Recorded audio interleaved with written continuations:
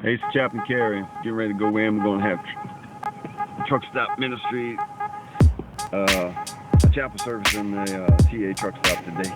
So come on, let's go. Let's go on in. Gonna walk a little bit.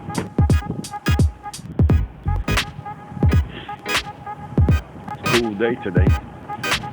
It's beautiful. Beautiful day today.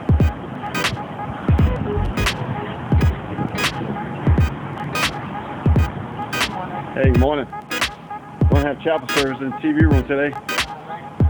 If you can pass by. She got a little way. That's a lady. I think that was, never seen her before. I believe she's a worker. And she might show up.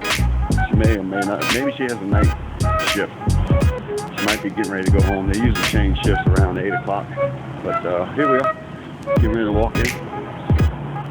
Walk in the chapel service. Hey, how you doing?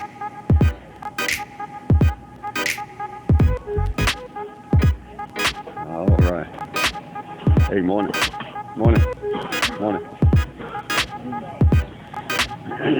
Morning. Morning, y'all. How are y'all doing? I'm doing fine. How you doing, James? You getting there? Yeah.